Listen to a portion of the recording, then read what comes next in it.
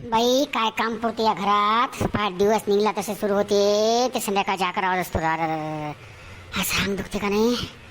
बाई बाई बाई बाई बाई. काकी आटपले का कामधंदे. बाई कामधंदे आटपतात का व. आणि आमच्या घरात असं काम बरकतीले कामाला त्या बाई बाई बाई बाई बाई बाई बाई बाई. सकाळी 6 वाजतापासून जे सुरू होते ते संध्याकाळी 11 वाजता. तर काय सांगू ये शांता बस. कश काय आलती माय.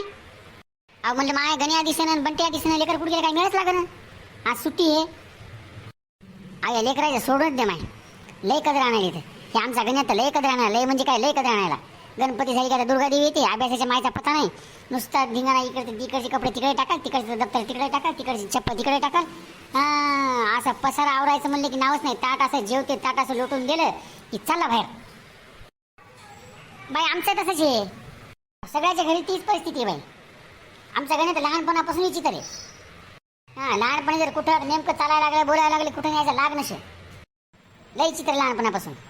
हां लहानपणी का लग्नाला गेलो. लग्नाला गेल्याच्या नंतर मग काय झालं. आई लग्न लागायचा टाईम आणि आली म्हणे लघवी.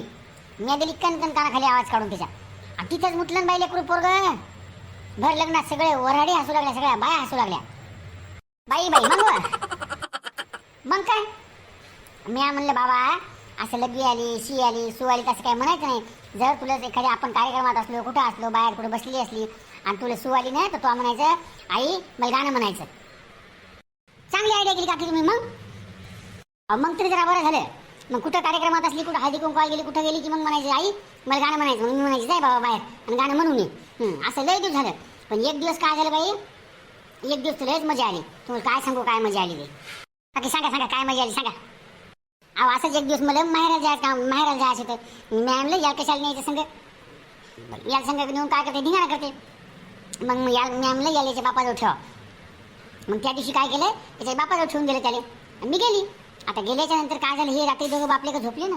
मग झोपल्यावर काय झालं याला रात्री 8-9 वाजता आली लघवी.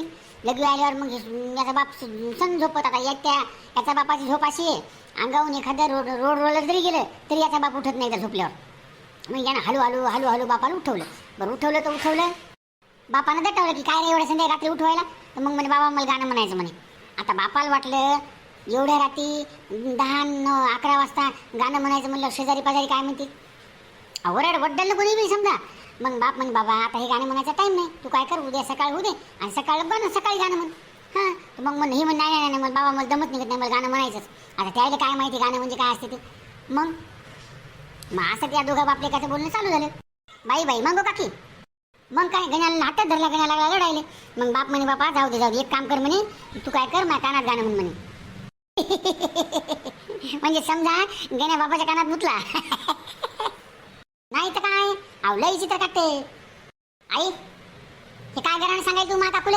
हा आता काकू सगळ्या गावभर करतात गण्या बापाच्या कानात मुतलान गण्या बापाच्या कानात मुतलान. अरे बाबा ह्या लहानपणच्या गोष्टी येतात. अहो आई गोष्टी लहानपणच्या असो नाही तर मोठ्यापणच्या असो तुला माहित नाही काकू कशा येतात ते. हां या घरी जातात त्या घरी जातात या घरचं ऐकतात त्या घरचं ऐकतात या घरची चुगली त्या घरी त्या घरची चुगली त्या घरी. ए गण्या काय गण्या नाही काय गण्या या घरची चुगली त्या घरी त्या घरची चुगली त्या घरी म्हणजे मी काय चुगल करणार वाटते का तुले. अहो काकी याला जरा समजून सांगा जरा.